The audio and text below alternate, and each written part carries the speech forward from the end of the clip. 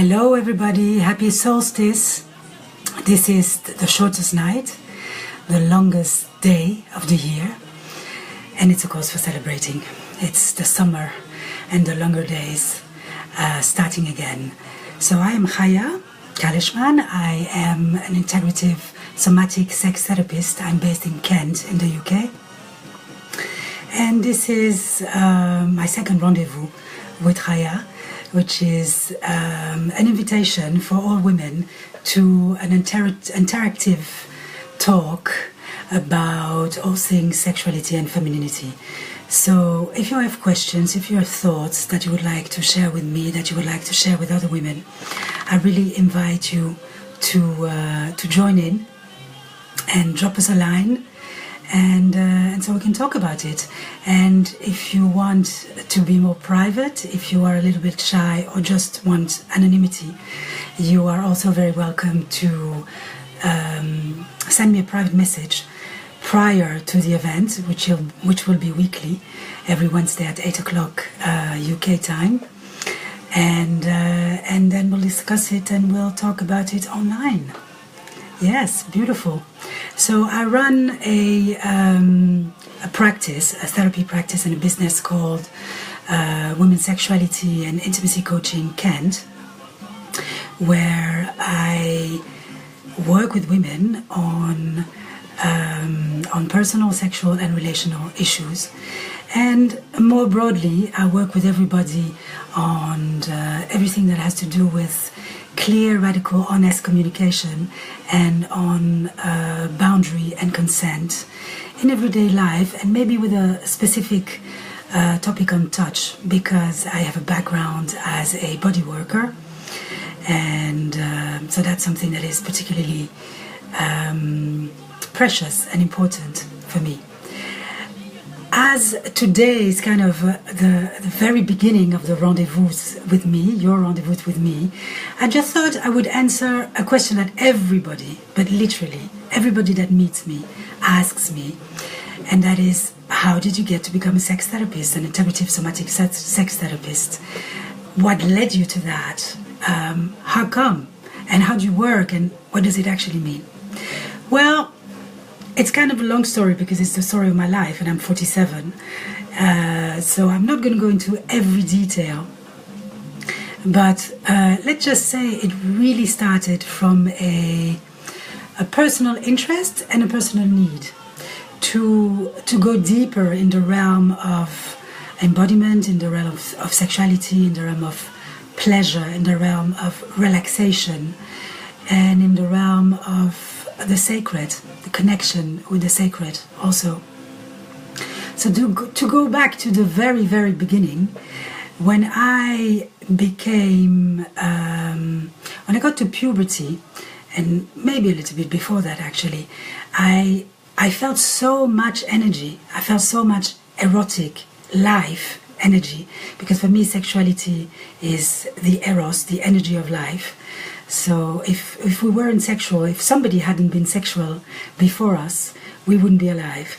And if we didn't have that sexual energy, that is an energy of creativity, really, creation even, creation, evolution, obviously reproduction also, but not only, because we can use our sexual energy to do magic, to create art, to so many things, so many other things than just sex and making babies. So I felt so much of that energy that I didn't know what to do with it. And I wish I had me as a mentor when I was a little girl, because I could have taught her a lot. But I wasn't there, and my family was quite open about sex and about what was going on in the bed. Well, not really, that's the thing. Seduction, sex, femininity were kind of talked about, but in kind of a dramatized way.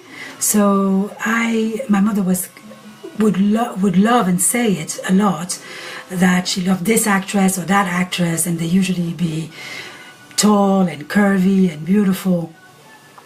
And so femininity and seduction and the power of that sex appeal, as we said at the time, was very present in my family. But there wasn't very much talk about real sexuality.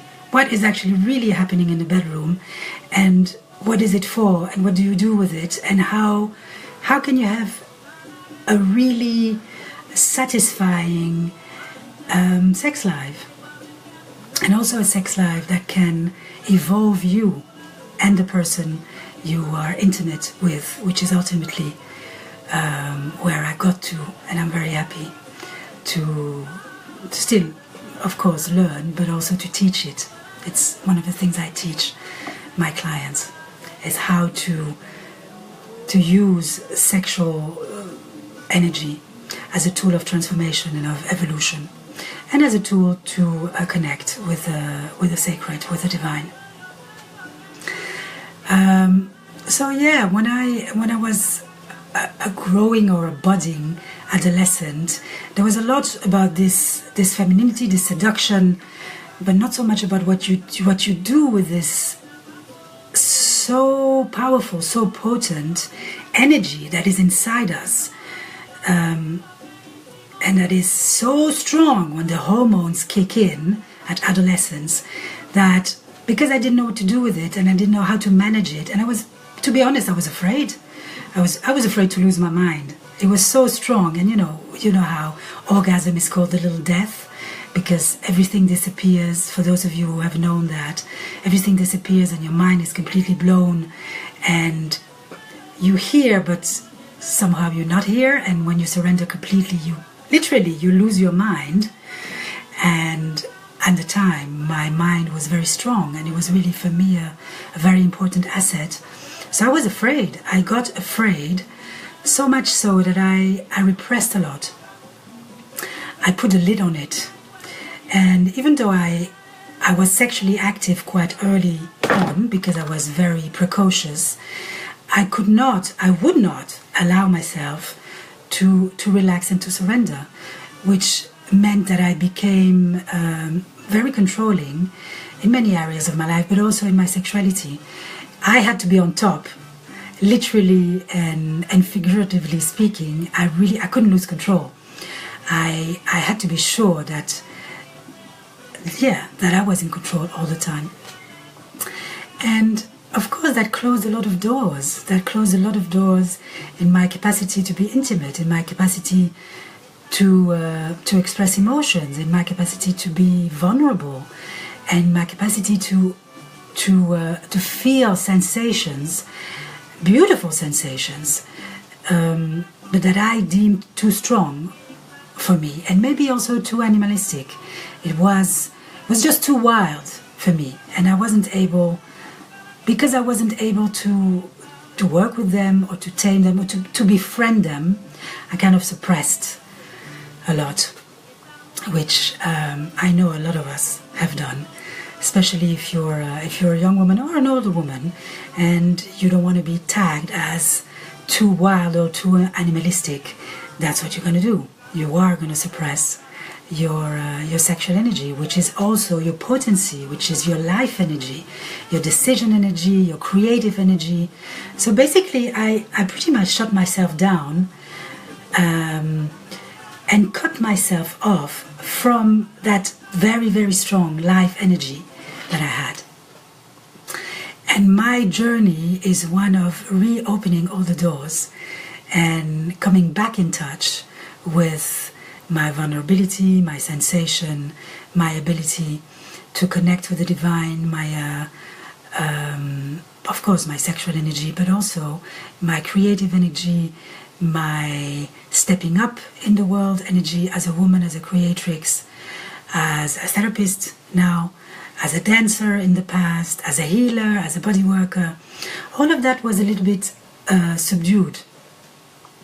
So basically the work that I love to share and that I share with my clients, that I teach my clients, is that it's about coming back to your own self, coming back to your authenticity, coming back, or rather coming away from so many conventions and so many ways that women have been told to play small, to reduce our energy, to stop shining, to make ourselves small, really. And because we are being taught, or because we did it to ourselves, that's what I love to teach. That's what I love to embody more and more. And that's what I love to share and to teach my clients. So my journey started almost 20 years ago, when I really felt I needed to do something for my stress. I was stressed and my digestion wasn't very good. So I started searching for something. I didn't know what exactly, but I narrowed it down basically at the time to Tai Chi and to yoga. And I decided for yoga. Decided, okay, this is what I need. Tai Chi is not for me at the moment, so I'll go to yoga. I started with Egyptian yoga, which is very little known, but I was absolutely fantastic because it is a very spiritual yoga. There's a lot of elevation. It's really a yoga of verticality, but it is also a yoga of coordination. So it's about, there's a lot of postures in balance, there's a lot of postures in movement, and it's based on the Egyptian cosmology. And that was my first approach. From yoga, I went into meditation quite naturally, obviously, and learned to focus, to come inside, to observe my body, to be the witness, and to breathe. Very important to breathe.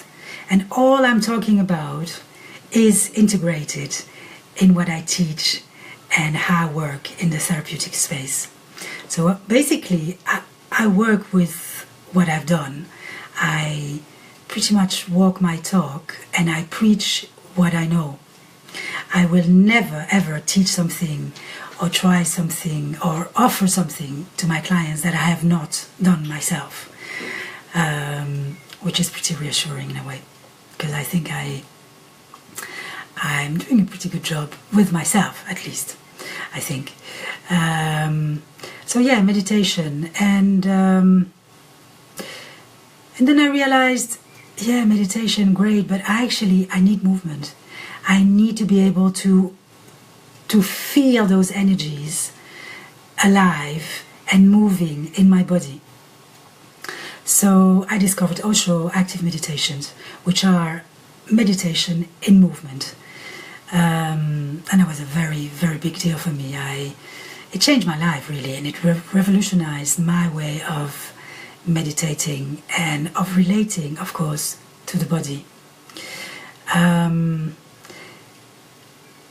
A little bit later, but about at the same time, I discovered transformative dance, such as 5 rhythms, biodanza and vital dancer, which I trained in, and shamanic 5 elements dance, different movement-based, spiritual, meditative practices that were perfect for me, because they really gave me everything that I wanted. I wanted the spirituality, I wanted the connection to the body, I wanted the movement, I wanted the surrender. And for me, dance and sex are amazing ways to surrender, and to surrender into your body and to be present, fully present in your body, which doesn't mean that you completely have to forget your mind and that your mind is not present, but the ratio is inversed. It is your mind that is at the service of your body. For example, not to fall or not to hurt yourself. Your mind is taking care and keeping guard, but your body and your soul and your sexual energy and your life energy are in the foreground. And again, that is something that we as women need to go back to, need to come back to. Being fully embodied and having a mind that serves us and not the other way around. So yeah, moving meditation, and as I said, about at the same time, I discovered the sacred sexuality practices from the East and from the West. Most of you will know Tantra, or will have heard of Tantra. Some of you will know the Taoist practices, and very few of you will have heard of Carezza, which is the Western sacred sexuality philosophy that was born in the 1800s in America, and also in a very religious context, actually. And that is the beauty of it. What I'm really in love with is that relationship between the sacred and sexuality. So I went to study that. I read a lot. I went to quite a few workshops. But most importantly, I became more and more aware of those currents of energy, of sexual energy, that we feel not only in our genitals, but everywhere in our body, and what it means to actually be a sexual being even without having sex. You don't need to be actively sexual, engaging in sexual activities to feel sexual, to feel that aliveness of your sexual energy and of our sexual energy, which is really, really important, because you can be celibate and be sexual and feel the benefits of working with your sexual energy, which is quite interesting. And I'm not even talking about solo sex here. I'm really talking about cultivating your inner, natural, sexual life, erotic energy. That was a big discovery. Because then you realize that you don't need a partner to be sexual, which is very important. You need a partner to grow. I believe that the best way to grow and to evolve is in an intimate relationship. In every relationship, really, with friends, with family. But when it comes to a romantic, a lovers relationship, that's probably the best terrain, because that is also where we get triggered the most. So that Tantra, Carezza, Taoist practices, and of course I went to train in that, because everything I discovered I wanted to train in, and I wanted to share, and I wanted to teach, which I did.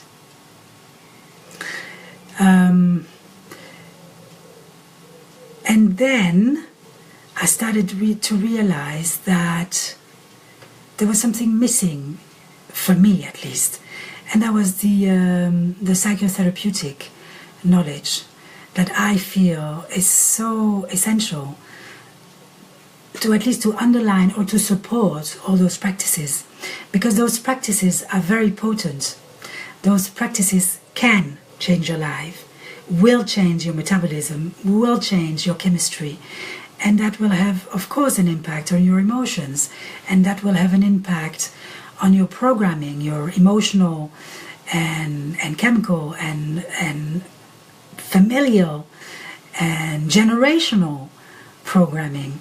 So I felt, and also because very often I didn't get that through my trainings, I felt I really needed to be able to provide a psychotherapeutic support to the people I was working with. So I went in dance movement psychotherapy, which made complete sense, obviously, because I had to work with the body, and if psychotherapy could be linked to the body and to the movement, that was perfect. Also, I thought it wasn't that perfect after all. It wasn't really what I was looking for after all. So I decided to go into psychosexual somatic therapy, which is a little bit complicated and a mouthful, but that is exactly for me the synthesis of everything that I have done coming together. It's working with the emotions, with trauma. We unfortunately all of us suffer from trauma, smaller or bigger ones, but one way or another we all have been shocked in our life, and that has created trauma. Some of us cope with it better, some of us cope with it less easily, let's put it that way. And that's important to acknowledge. And the body is very present. It is a body-oriented practice, which doesn't mean that we work hands-on, but everything is related to the body. So instead of telling a story or saying, I think that I feel la la la, I will invite you to come to your body, feel into your body, and see what the body says, and see how we can link your body sensations to your feelings, to your emotions, to your memories, etc., etc. There is a part of my work that is also hands-on, and that I find very important. And not only me as a therapist working on my client's body, but also the exchange that happens. When I'm in the room with someone, I am there. So of course, there is a relationship. And again, there is chemistry, there is energy going on. So the sheer fact of being together is already, in fact, working on the body. And it's a shared experience, which doesn't mean that I am part of your session, because I don't come in as a person, but I do come in as a therapist and as an embodied therapist. So as a body, as a sounding board, I reflect, I vibrate, and I sound back, I echo very much what is given to me by my clients. And there's another aspect that I find very important, and it is touch. It is the power of touch, and that is why I also teach other therapists about consent and boundaries in the therapeutic space when you use touch. As I said, we all have, one way or another, we all have been shocked, and our body is keeping the score. That is imprinted in our body. So touching someone, but more specifically clients that are vulnerable in the therapeutic space, that are opening up. So touching your clients without the awareness of what you're doing is not a good thing. So touch can be amazingly healing, but it needs to be done, it needs to be given in a very, very conscious and clean and appropriate way. I've just been to a fantastic yoga class, really, absolutely amazing, and I loved it. And I'm okay with touch. I'm okay with my body. I'm okay with touch, but because I am so aware of consent and boundaries, of saying yes, of saying no, of asking permission, even though I am okay with my body, and I have done yoga for many years, and I have been aligned and corrected and moved, I felt actually quite shocked about not being asked, may I touch your hip? May I touch your arm? May I twist you around or turn you around? Because it actually wasn't giving me any agency. I didn't have a choice in the matter. And it is not because our clients, or as a client, it is not because you enter the therapeutic space that you actually agree with everything. So asking for permission, asking for consent, as is usually done everywhere in every medical or therapeutic situation, or should be done, is really, really essential. So that is something I'm very passionate about, let's say. I'm a very passionate woman, so I'm actually learning to be more focused in my passions. Otherwise, I do too much and I get burnt out and I scatter my energy, which is something that I also I am learning. I'm always in the process of learning and of evolving myself too, which allows me, of course, to do that with my clients. So that's pretty much my journey into becoming an integrative sex therapist.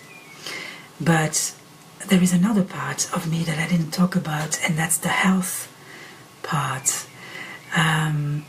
From, I don't know if it was from very early on, but it started at least, I would say at least 30 years ago, 25 to 30 years ago.